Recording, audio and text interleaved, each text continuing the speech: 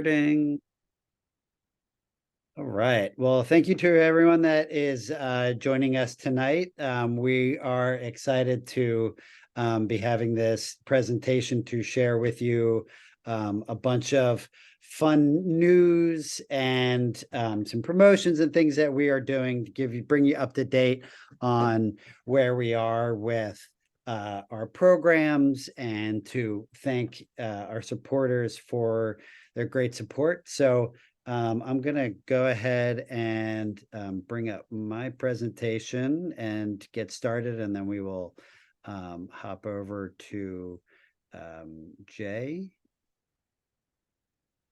All right, so I'm going to share my screen.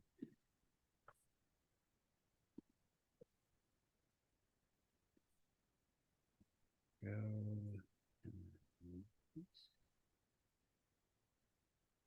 Okay, so yeah, welcome to our webinar. We know a bunch of folks joined us for our Ibotta webinar. This one's a little more focused on our work and our progress and things like that. But yeah, we're excited to have you here tonight, and thank you everyone for taking the time to join us. As well, thank you to anyone who watches the recording. Please feel free to get in touch with any questions. So a quick little introduction here. The four people that will be speaking that you'll see is myself, Brad Nahill. I'm the president of Sea Turtles. We're going to have Jay Nichols, who's our co-founder, the originator of the idea of Sea Turtles, say a few words. He's coming to us live from the Grupo Tortuguero meeting in, where are you, Jay? I am in Mazatlan, Sinaloa, Mexico, for the 25th anniversary of Grupo Tortuguero, which is pretty cool. That is very cool. Yeah, so we're having our 15th anniversary this year, and the Grupo Tortuguero in Mexico is having its 25th year. We also have our program director, Adriana Cortez, who's also joining from Mexico, from Oaxaca, as well as our outreach manager, Bethany Holtz, joining us from New Jersey. So with that, Jay, why don't you start us off with a few thoughts? Yeah, good to see everyone. Good to see the team. It's an honor to join you. I just want to take a couple minutes and give a little bit of background. Brad and I have known each other for quite a long time. We formerly worked together at Ocean Conservancy. We both love turtles. And we had this idea that there were many locations in the world where people could go see sea turtles. Important point there. And they were having a hard time attracting visitors to do what we call conservation travel or conservation tourism.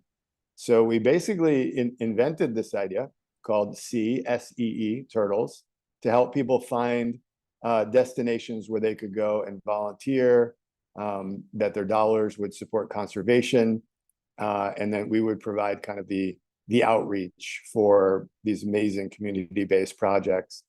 And we just got it going. And I remember in the early days, I said, Brad, you're going to become the world expert in sea turtle conservation travel. And Brad was like, huh, what is that? And so fast forward 15 years, Sea Turtles has done all of that and just really a lot more, and expanded to be a nimble, innovative, problem-solving organization that really fills in where there are gaps and needs. I guess that's probably the best way to describe what Sea Turtles has become under Brad's leadership and under the current team.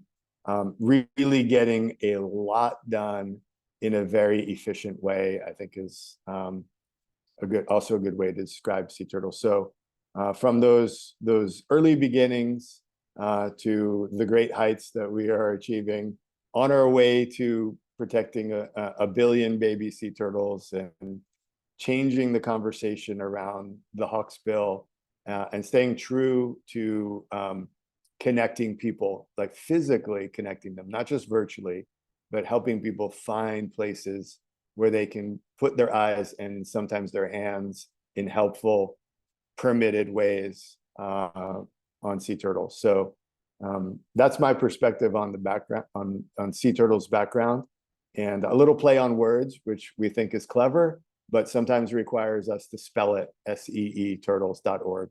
So anyway, you're going to hear a lot more of the updates and the great work in this hour. So really good to see everybody. Great. Yeah. Thank you so much, Jay. That was great. And yeah, you know, when you joined Ocean Conservancy and had this idea, I mean, it immediately clicked from my experience working in Costa Rica, working with tourism organizations, working with sea turtles. And you didn't even like the first sentence, and I immediately knew what it was, what potential it had. And yeah, it's been really fun to see the organization grow, to bring on two fantastic folks like Adriana and Bethany that are really helping make things so much more effective, and allowing us to do so much more than we were then when it was just you and me, you know, one or two other people. So it's been really fun to see the organization grow. And yeah, so yeah, we're excited to share with you guys some of our progress. So thank you, But Jay. I'll add one Yes. thing. I'm at the Grupo Tortuguero meeting, and there are groups from all over Mexico, and the Sea Turtles logo does show up, and I'm proud to see it when it shows up on the screen as a supporter and a collaborator in places like Colula, Michoacan, which has become the world black sea turtle capital. It's really the best place for black sea turtles in the entire Pacific. And it's great to, you know, that's a great success story. And Sea Turtles through the Billion Baby Turtles Project has been instrumental in seeing that through. But it's great to see, you know, all the connections and the collaborations, which really define sea turtle conservation success. None of it would have worked without these collaborations. And I think, you know, the Sea Turtles team really gets that. And just wanted to point that out, that, you know, you're present here with me, even though we're not all together, except for on Zoom. So. Yeah, absolutely. Yeah, we will talk a little bit about Colula specifically, because it is a really just extraordinary example of sea turtle conservation. So yeah, we'll be sharing more about that as we go on. So we've already alluded to it a little bit.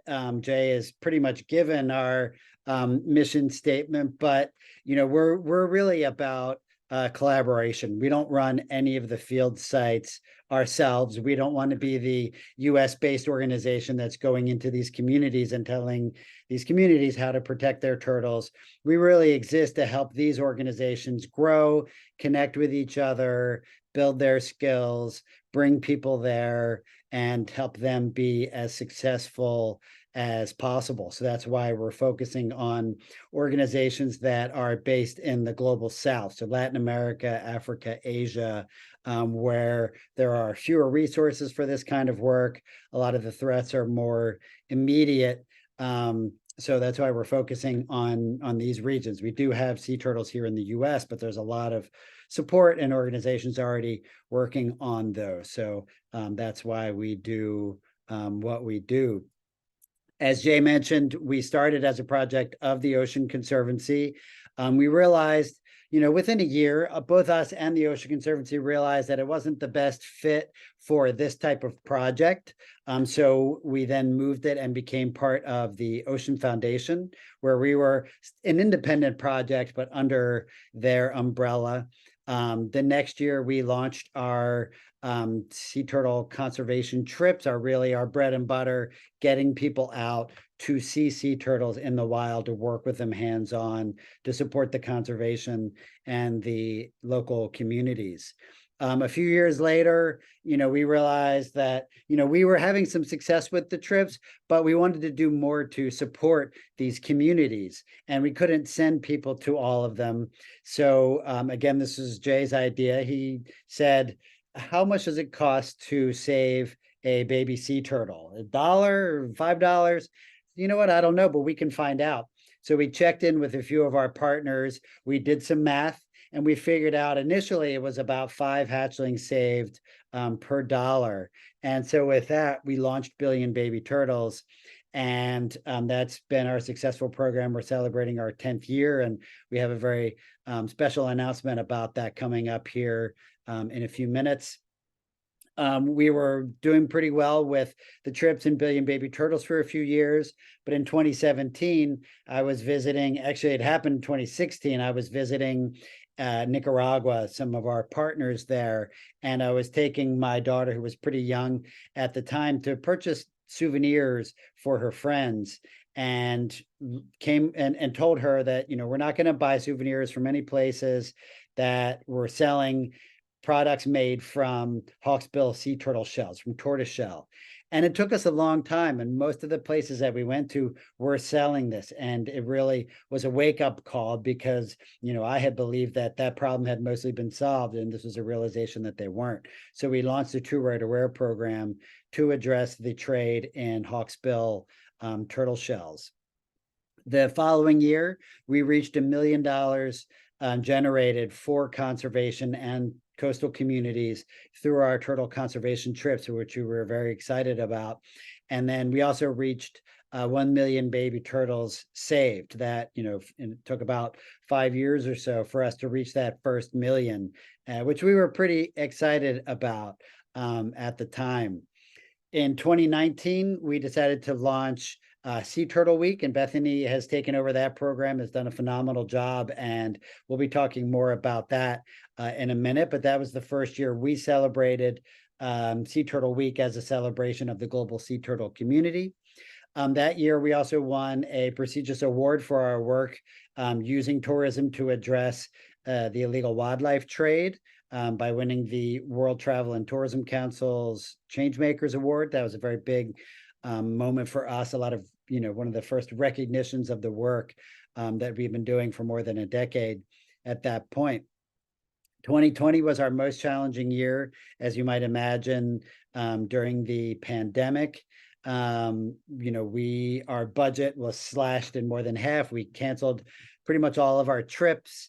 And, we weren't really sure at that point if we were going to be able to continue with this organization. But we stuck with it. We got tremendous support from our community that allowed us to stick with it. And so since then, we've really started to grow quite a bit, launching new programs in 2021 after consulting with a number of our partners that were working on the issue of plastic and sea turtles, decided to launch our Sea Turtles in Plastic program. The following year, we launched our Sea Turtle Inclusivity Fund that was inspired by the social justice protests that were happening here in the US and all around the world, as a way that we could try to help contribute to uplifting people from disadvantaged communities in the sea turtle world. So we're very proud of that program. And then this year we launched our hatchery program, which I'll talk about briefly later. So those are all of our programs. Billion Baby Turtles raises funds for turtle nesting beaches. True Rare to Wear works with the tourism industry to address the tortoiseshell trade. Sea Turtles in Plastic works to get plastic out of sea turtle habitats. Our sea turtle conservation trips we've talked about, where we get people to out to these sites to work hands-on with these animals and bringing funds into conservation efforts and the local communities. Sea Turtle Week is every June, where we celebrate these amazing animals and highlight the threats that they face. And then the Sea Turtle Inclusivity Fund, which is helping people from coastal communities advance their careers in sea turtle conservation. So our sea turtle conservation tours, as I said, they're our bread and butter, and it's something we really enjoy doing. And it's a really great way to connect with our community and connect our community to the partners that we work with. So we take people to a bunch of places. We have a couple of trips in Costa Rica. We have a couple of trips in Mexico. We have a great leatherback trip in Panama that this one is from, where we had this amazing morning with a leatherback turtle. I got to see the whole process in the daylight, where we were able to capture photos. We are following best practices here. We're pretty well back from the turtle, even though that can be hard to tell. And so this turtle is already nested, and we're not bothering it, just for anyone that may be concerned, but we've now had more than 1,500 people join us for these trips. We've raised more than, we're about $1.5 million generated, so more than $1 million for conservation. And so that's both for the conservation projects that we visit, where we pay our local partners to take us out on patrols. We stay in their research stations, and we provide donations from every trip. The part of the cost of the trip goes towards these programs. And then money that's staying in the local communities, that's a big problem in the tourism industry, is that a lot of the money that's spent doesn't stay in the communities and benefit those residents. We really put an emphasis on that, where you're staying in locally owned hotels, where you're working with local guides, local restaurants, trying to get as much money into that community as possible, because in many cases, that money helping that community and helping provide alternatives to people in those communities so that they don't have to catch turtles, collect their eggs, catch them in fishing nets and things like that, is as important, if not more important, for conservation as the money that's generated for conservation. And then, yeah, we've done more than 5,000 shifts, volunteer shifts, walking up and down the beaches, helping to collect the data with the turtles, helping to release the hatchings, things like that. We tried to be very transparent with our trips. And so we're one of the only operators out there that actually lays out how much money for every trip goes towards conservation, both to our own programs. Portions of the trips go towards our Sea Turtles in Plastic, Billion Baby Turtles, and Tour to Wear programs, as well as how much money stays in the community. And how many volunteer shifts. So this was our totals from last year. We had about 70 people join us, and we raised, so do some quick math, about $70,000 last year alone. So if any of you guys out there have joined us for any trips or are planning on joining us for any trips, this is the impact that you are having when you come with us on a trip. In 2024, we are hoping to launch some new trips. We're bringing our Cuba trip back, which in the past has been very popular, and we're excited. We're actually going to be switching to a new operator that's going to allow us to bring that cost down quite a bit. It's right now one of our most expensive trips, but the price is going to be reduced quite a bit. So expect an announcement on that soon. We also have both our 2 Costa Rica trips, our 2 Mexico trips that Adriana leads, that we're very excited about, Belize, Panama, and then hopefully soon we'll be bringing back Galapagos as well as some potentially some new locations as well. Our Sea Turtles in Plastic program works to get plastic out of sea turtle habitats. One of the reasons that we launched this program was because during the pandemic, we were talking to a lot of our partners, and we learned that a lot of them were depending on the tourism, the tourists coming in, and the money from tourism to sustain their operations. And so part of the reason for this program is to help diversify the income of these programs so that they're not totally dependent on tourism. What resource does every sea turtle conservation project working on a nesting beach have? Plastic waste that is coming up and collecting on their beaches, which is obviously bad for the turtles. It's bad for the communities. It's bad for tourism. And so what we are doing with this program is we're providing grants to do beach cleanups, as well as grants to provide infrastructure for these coastal communities to recycle this plastic into things that they can then sell in collaboration with the local communities and bring money into those communities from this waste that is collecting. We also do advocacy work because we do recognize that cleaning up beaches is not solving the plastic pollution problem. We do need to reduce the amount of plastic that is created, the amount of waste that is generated to begin with. So we also advocate for people to use less plastic and also for policies to reduce the amount of plastic. So we do that through things like our Travelers Against Plastic campaign. Even here in places like the US, which has relatively well-developed recycling and solid waste disposal systems, something like 6% of our plastic is actually recycled. And in a lot of these remote coastal communities, what happens is that plastic that's collected, it can be very expensive and, require gasoline to get it to the urban areas where it can either be collected, either recycled, or most likely put in landfills. So by helping these communities and local organizations purchase machinery, like machines called Precious Plastic, that allows them to break that plastic down on site and create new products there directly, it allows them to close that loop and make a resource out of this plastic. And so it's helping to do a lot of those things. And what happens in a lot of these communities that aren't able to get that plastic out of there, what do they do with it? They burn it. And so that's terrible for human health. It's terrible for the climate. So this is a program that's as much about human health as it is about sea turtles. So we're very proud of this program.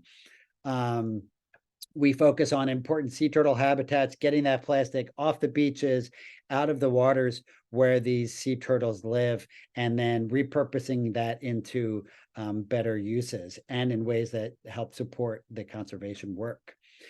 So far, we've helped collect, our grants have helped collect more than 120,000 pounds of waste, and we expect those numbers to grow quite a bit. We're still bringing in some reports from some of the grants that we have. Of that, about a quarter of it, 30,000 or so pounds has been recycled so far.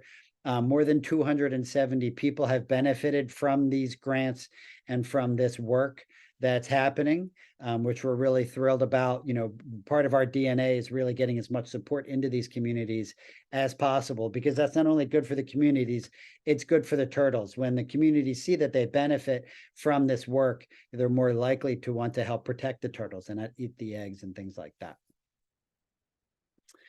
So this year specifically, we've given out $38,000 in 8 recycling grants, and we have one more that's coming by the end of the year. We have funded 17 beach cleanups with $4,000 in funding, and collected this year an estimated about $55,000 in plastic taken from turtle nesting beaches. And then next year, we're hoping to grow that a bit with 10 grants for $50,000 and 20 cleanup grants totaling about $10,000 in funding. So we're hoping to grow it pretty significantly from this year. One quick case study, one of the first groups that we've supported is a group called Green Phoenix, which is based in Curacao, which is an island of the Dutch West Indies. It's a Dutch colony in the Caribbean. And Green Phoenix is an offshoot of Sea Turtle Conservation Curacao. And we have helped them purchase machinery, and they have gotten grants from other organizations as well to purchase all kinds of extruders and things. And now they employ dozens of people. They have job training programs. They've collected tens of thousands of pounds of waste, and they've basically become the waste collection system, the plastic waste collection system for the island, and are creating all kinds of useful products out of these products that this plastic that they're collecting. So we're really proud to have been able to help support their work early on. Moving on to the Too Rare to Wear program. As I mentioned, this is based on trying to end the trade in tortoiseshell products. So this comb is made from the shell of a hawksbill sea turtle. The term tortoiseshell now has just become a kind of a catch-all to describe this pattern of brown and gold and orange. But really, tortoiseshell comes from the hawksbill sea turtle and is the primary reason that the species is now considered critically endangered.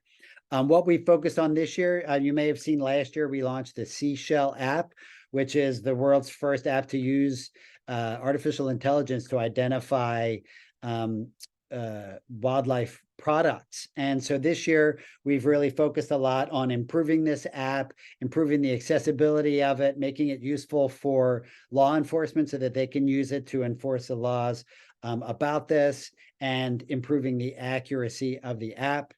We've had more than 1,500 downloads of the app, which we're really excited about. Thousands of images submitted that we're going through right now. And we're going to be sharing that information with our local partners so that we can address where this trade is happening and learn about it, and then collaborate with law enforcement to figure out ways to better enforce these laws. We're also supporting the work of local organizations addressing this trade. We provided a grant to Fundación Tortugas del Mar, which has done an absolutely extraordinary job at reducing the tortoiseshell trade in Cartagena, Colombia, which, from a report that we put out a few years ago in the region, was the top city in all of Latin America, maybe, alongside Managua, for this trade, and they've helped reduce the trade by more than 80% over that time. So we're providing them funding to take that successful model from Cartagena and take it to other places along the Caribbean coast of Colombia to educate travelers, to recruit souvenir shops to stop selling these products and things like that. Our goals for next year, we're hoping to expand the program and bring in some additional funds. We want to do a new global report. We put out our original global tortoiseshell report. We picked a really great time to publish it in April of 2020, when the entire world was focused on the pandemic. We had the information, we had to get it out there. We did not get as much attention as we had hoped by publishing at that time, but we've gotten a lot of new information through the app and from partners. And so we're going to be updating that next year in collaboration with organizations like World Wildlife Fund. We're going to continue working on that app and making it as great as possible. And we're going to also be providing a bunch of grants for work in these communities. And then I'm going to wrap up and then stop talking, pass it over to Adriana.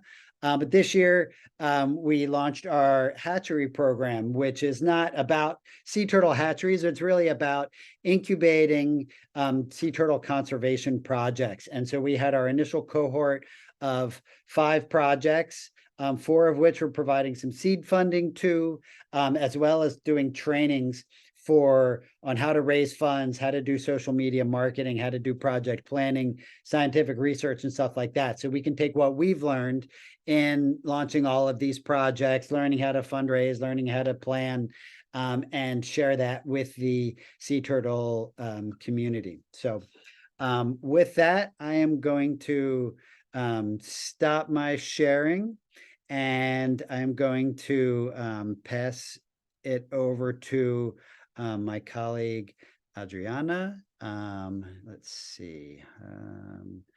Trying to stop the slideshow. Trying to bring up. There we go. Stop share. Okay, so I'm going to pass it over to Adriana, who's going to talk to you about our Billion Baby Turtles and Sea Turtles and Inclusivity programs. Okay, thanks, Brad. Hello, everyone. Thank you for being here tonight. And I will try to be short, but I don't know what's possible. I will show you more about, you all should know more or less our Billion Baby Turtles program, but I would like to give you more information about how we use the grants for these programs. Well, first, we have some criteria and priorities for the supporting. We are based in the Marine Turtle Specialist Group by the IUCN. So our priorities will be working with Hawksbill, Eastern Pacific leatherbacks, and emergency situations. We have this emergency fund that we use in case of hurricane, fires, and other emergency situations.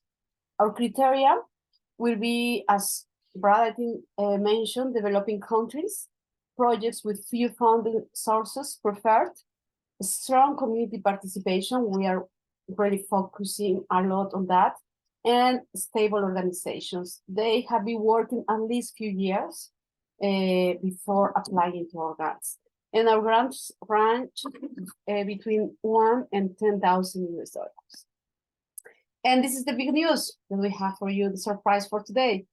We have this year surpassed 10 million baby turtles had.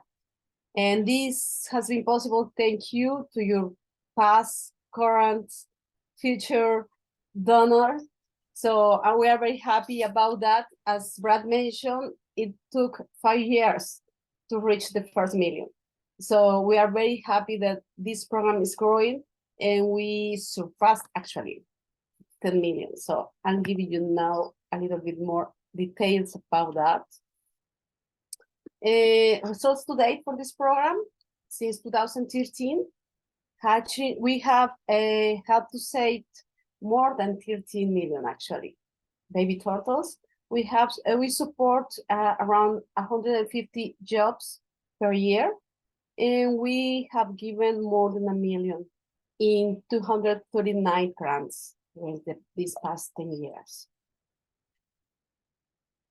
Some highlights about these grants will be, as you can see here, I am showing in this graph the amount given for it per year. As you can see, 2022 was our year with more funds for this program. And it was due to basically a big grant that we had from one-time grant from SodaStream for $100,000. And you can see that is the difference actually, more or less, from 2022 and 2023. We also have, at the beginning of 2022, we start having good donations from the cryptocurrency. As you may know, cryptocurrency has been crashing, and I think that most of it has crashed over the last year. So we lost something also in that. But basically here it was our SodaStream that was only for 1 year. But this is not the final number. We have had the past couple of weeks very good news, and we will increase a little bit of numbers for the end of this year. And but I would like also to show you more about this. This is the total grants given per year. Even if we had an important reduction of our amount for last year, we are still having a good number in grants. We passed from 33 to 38, and we really try to keep more of as many as our partners as possible. We had sometimes to reduce our amount given to our donors, but I think that we really could help most of them. And the curious thing about this is what you can see here, hatchings protected per year. Even if we have less money, we have more hatchings, and not few more than 1 million. Passing for a little bit more of 3 millions to reach more than 4 millions for this 2023. And how this happened? Well, Jay already said a little bit about this, and most of this is because of Colola Beach. Colola Beach, as Jay told you, is the most important beach for black turtle. That is also green turtles in the Atlantic side. And it now has to be the most important beach on this side of the world for this species. It has been always an important beach, but the protection, it's been 40 years protecting this beach, more or less, from with the community. So as you can see, it started in 1982. A green turtle or black turtle to become to maturity and come lay eggs on a beach, it takes around 20 years. So it is why its long-term protection on these beaches is very important, because as you can see, it took almost more than 20 years, almost 3 years to start increasing, to establish, to make a stabilization of the population. And then the past 3 years have been amazing. The population just start increasing very fast. And this past season, they have more than 80,000 nests in this beach, with this making not only the most important beach for green turtles on the Pacific, but also in the Atlantic, but not because now it has more nests than Tortuguero, that used to be the most important for green turtles worldwide. So it is really becoming very important beach, which is, I want to mention about this is that we are, even if it's a very important beach, we are the only donors that they have. This is also why we have these high numbers. because others don't, when I have seen this increase of the population, they have stopped helping them. But it is very important to still to keep supporting these kind of projects, because actually this beach is very important that the community are the one taking care of this beach. So these numbers have increased because of the protection, so we cannot stop working with them now. And this is why we have these great numbers. And I wanted also to talk with you, to tell you more about the application process, how we do, what we do when we have someone interested in become partners with us. Well, it's very simple. They can find us online and send us an application form. We have applications form in Spanish and English, of course, and in French. We are trying to do as many languages we can, so that cannot be a barrier. And then we work with this application form. It's very simple. We try to do it easy to most of the people that are out there on the beach, but many times are not very familiar with the forms or long process. So we try to help them. Many of them can do it by themselves, but when they need help, we will assist them also to do this.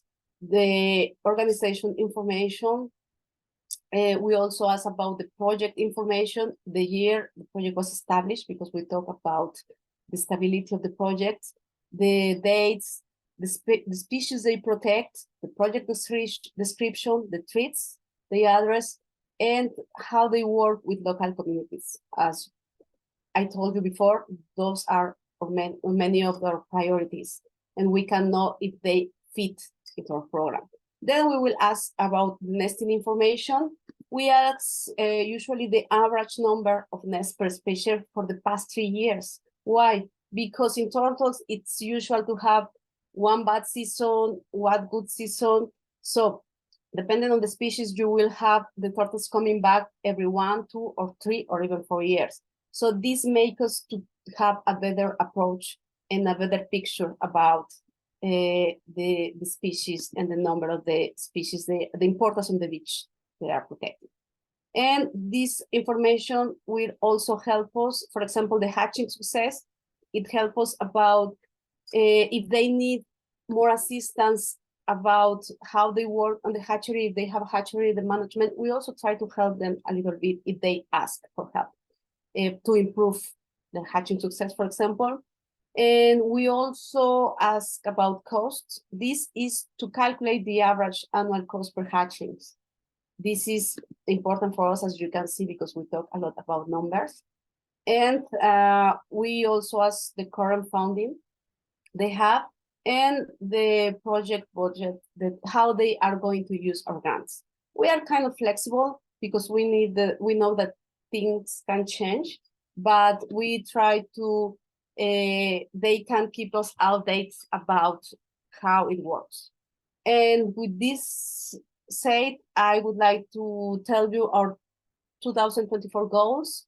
We would like to have 200,000 in grants for next year, supporting 40 partners, at least keep our partners that we're supporting now and few new maybe. We would like to make 5 million hatchings helped and 180 jobs supported.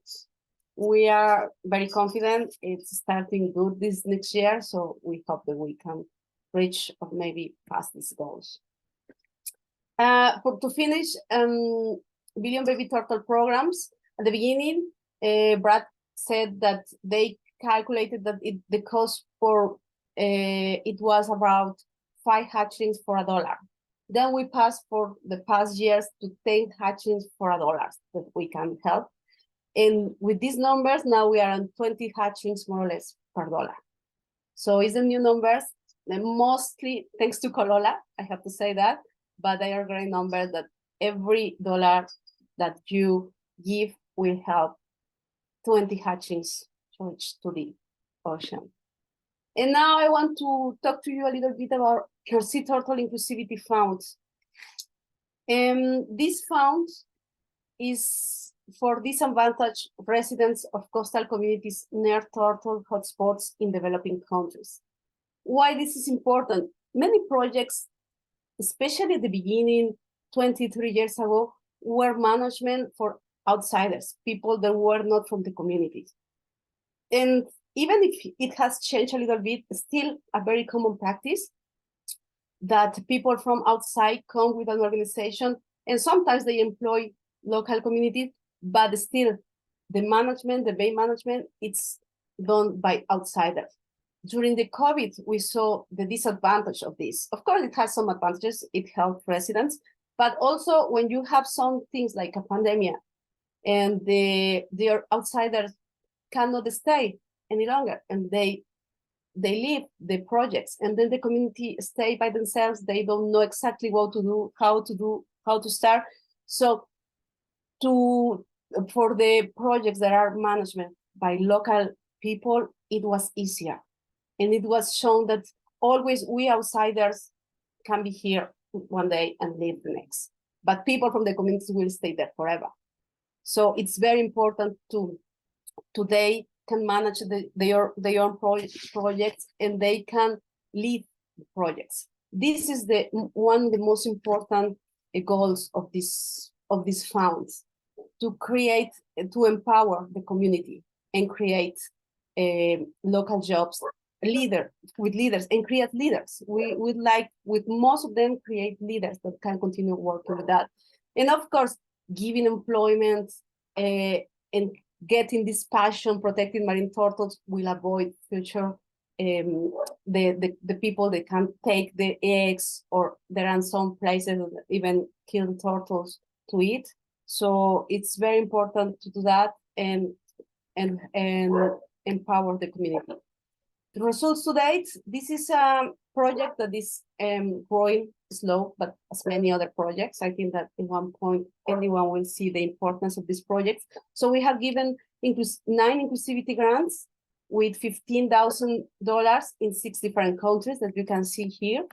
With this year, we were able only to give 1 community grant to Paola Castillo, this lady you see here, Kipoptora Carey in Costa Rica.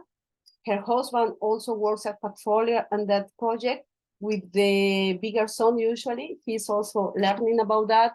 So the importance of this, teaching also the kids about that, this is a great project. And with a little that can be for someone like $3,000, our grants usually goes between $3,000 and up to $5,000. It can mean a salary for a year, a good salary for a year for a person in some countries, somewhat less.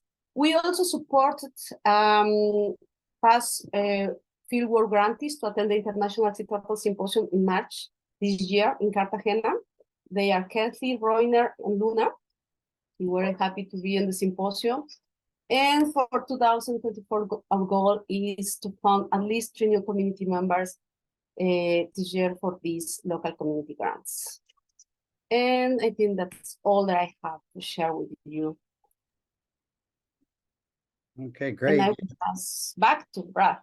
Thank you so much, Adriana. All right, we're going to now pass it over to Bethany, who's going to talk to you about Sea Turtle Week. Can you make her the host, Adriana? Yeah. Okay. And don't forget to stop sharing your How screen. I can do that? Give me a second. You click on her photo with the 3. Okay, perfect. Yeah. Okay, maybe host.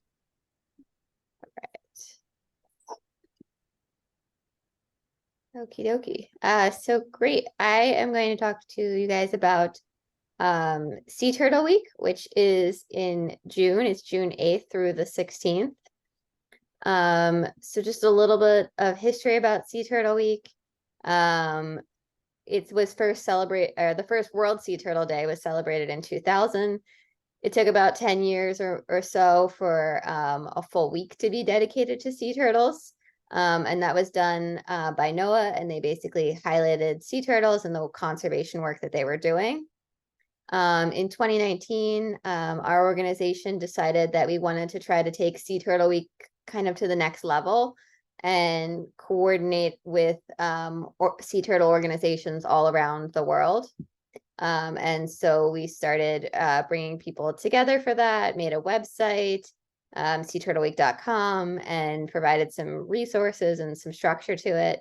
And then last year, we really took it up a notch, thanks to a grant from the National Save the Sea Turtle Foundation. And we wanted to really try to expand Sea Turtle Week, both in the online format that we've been using it, but also kind of take it to the real world.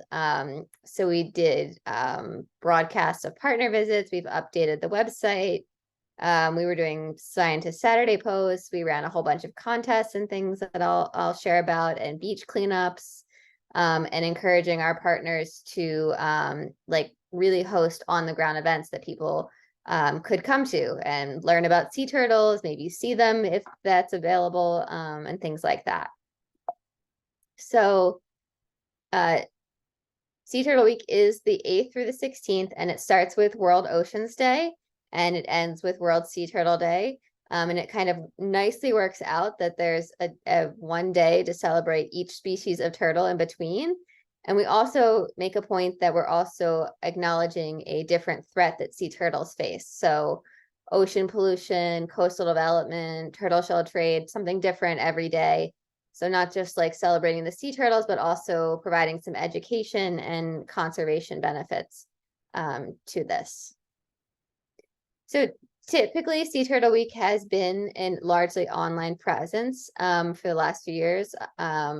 And it worked primarily with our website and our social media accounts. So we have Sea Turtle Week accounts for Instagram, Facebook, Twitter, and even TikTok now.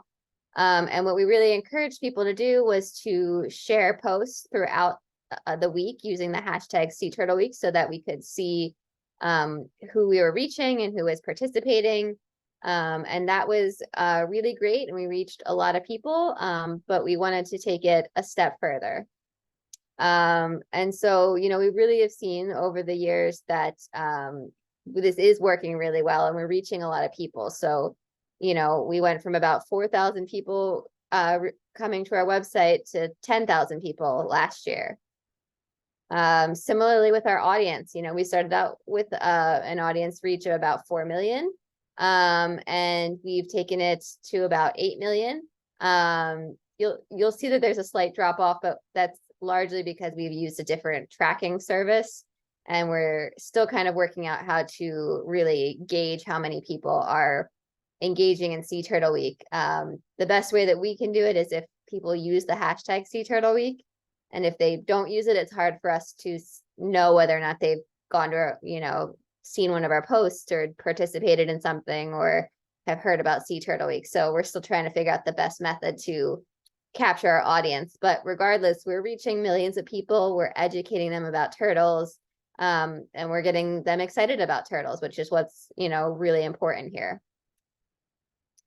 Last year, in an effort to really expand our audience and kind of reach out to more people that we thought would be interested in sea turtles, but might just not know about them or know about the conservation issues, we ran some contests. So we had a photography contest, a children's art contest, and then a Scientist of the Year contest. And those were all really successful, and we got, you know, hundreds of entries from people all around the world. We also really wanted to focus on children because, you know, they are our future, and we feel like it's really important to educate them, and to provide some resources for teachers in schools and things, and also just to make it fun. So we have lesson plans for grades kindergarten through high school, and they're broken down into different grade levels, so they are age appropriate. We also have coloring sheets, word searches, crossword puzzles, and all kinds of things like that, so that kids can just go on themselves and download them and have fun with some of those resources and things. And then importantly, you know, what we really wanted to do was not just educate people about sea turtles, but really do something that would help the sea turtles. So we partnered with the Global Ocean Cleanup, and we were able to bring in a lot more groups than they typically reach. So we had 50 plus beach cleanups in 19 countries, and we collected a total of 44 tons of trash off of sea turtle beaches. So that was really amazing and a really positive impact directly for the turtles. And something that we're looking forward to doing again next year. And then the last thing that we did was we started a YouTube channel. So, you know, you might have heard of Shark Week. It's got, you know, the flashy TV show. And so we wanted to try to address that aspect of it and create something flashy and interesting about Sea Turtle Week. So we launched a YouTube series with some mini episodes. They're about 5 minutes in length on different topics about sea turtles. You know, sea turtle hospitals, ways that, you know, the everyday person can help them. And so those are up there all year long that people can go and watch. And you can subscribe to our channel and take a look at them. And we're getting really excited about what we're gonna put together for next year as well. We're hoping to do some more in-depth storylines. So not just general topics, but kind of delving in a little bit further. So, you know, the whole point is that we are reaching more people, we're educating people about sea turtles and the issues that they're facing and making them excited about it. And also providing some on the ground work that is helping the sea turtles and things like that. So yeah, that's everything I have to share about Sea Turtle Week. So I will kick it back over to Brad. Wonderful. Thank you so much, Bethany. Yeah, we're so proud of these programs, and we're so thrilled to have Adriana and Bethany on board. So thank you guys both for those great presentations. So I'm going to wrap it up now with one final presentation about how you can help support sea turtle conservation. And then we're going to run a little bit over time, but that's okay. And then we'll see if anyone has any questions to wrap things up. So did you make me host?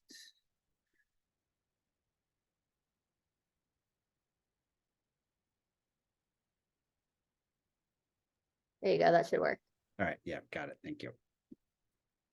Okay, so just going to talk quickly about some of the ways that people can help participate and join our effort to save sea turtles around the world. And to everyone that has supported our work so far, we just want to say, you know, just a quick thank you. We really appreciate it. And we wouldn't have had all these successes that we're sharing with you tonight without your support. So I've already talked a bit about our sea turtle conservation tours. Join us for a trip. They're great for the communities. They're great for the turtles. They're great for advancing our work. I will follow up with everyone who registered with links to all of our programs and everything. One of the things that we promised was to share a code to a discount code to join our trips with a little bit of a discount. So we're going to do that here in a second as well. We're also doing a big year-end campaign with a goal of raising $10,000 to start off 2024 great and be able to launch, you know, our new programs and meet the goals that we laid out. We have a group of donors, including one of our board members who has a company, Reefs to Rockies, who is contributing $1,000 to the match, along with a number of individual donors. So if you donate between now and the end of the year, specifically on Giving Tuesday, you can donate now. That money will be a really huge support, and it will be doubled through the end of the year. So I wanted to share real quick. This is the world premiere of our newest video that sea turtles around the world are threatened with extinction.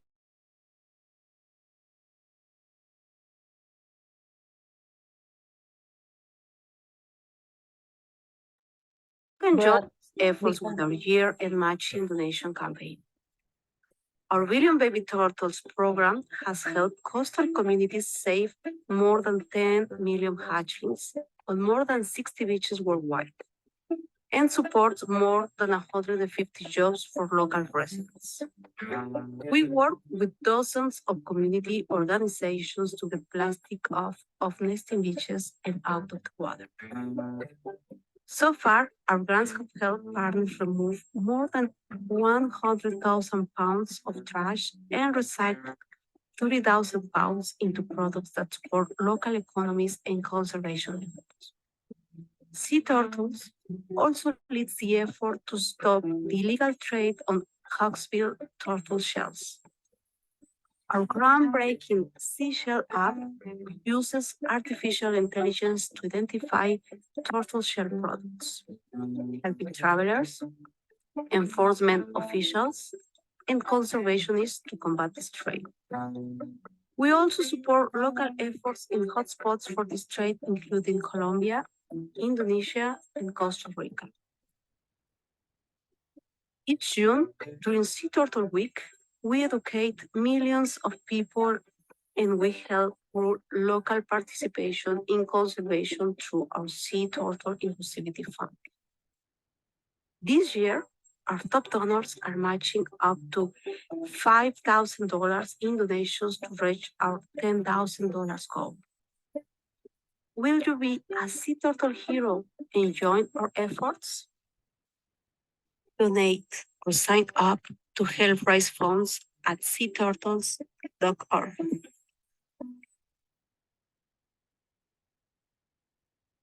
Through our Sea Turtle Inclusivity. Sorry about that. Sea turtles are There we go. Sorry, I didn't realize that when I muted myself, I would mute the video there. So if you missed the beginning of it a little bit, sorry.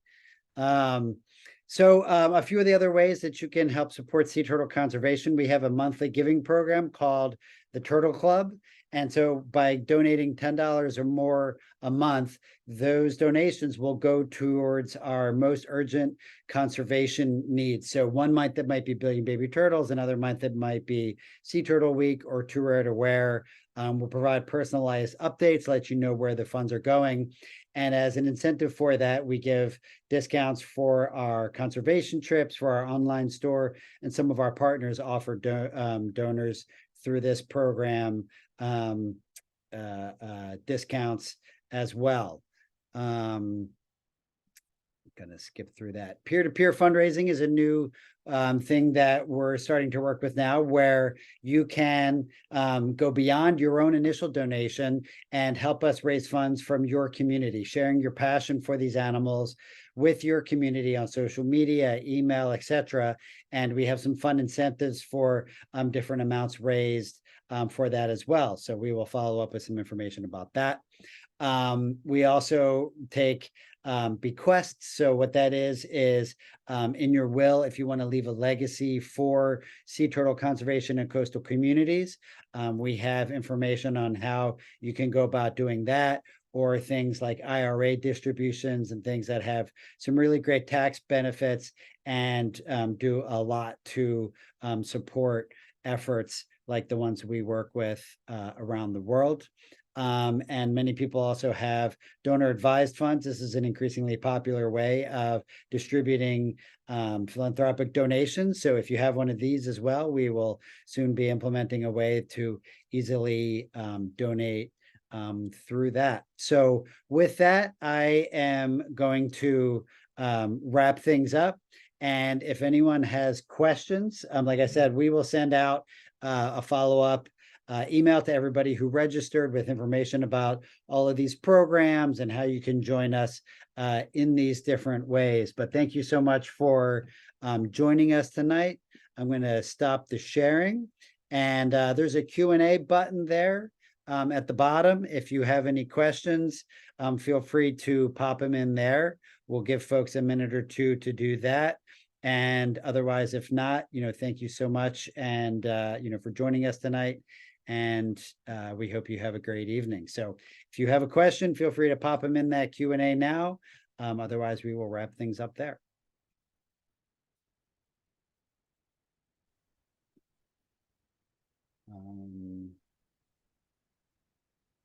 well, I'm not seeing any questions pop up. Oh, sorry. Thank you, Anna Marie. The name of our app for the jewelry, it's called Seashell. And we will send out a link to that as well. It's available on both Google and Apple platforms, and it's a very simple app. It doesn't cost anything.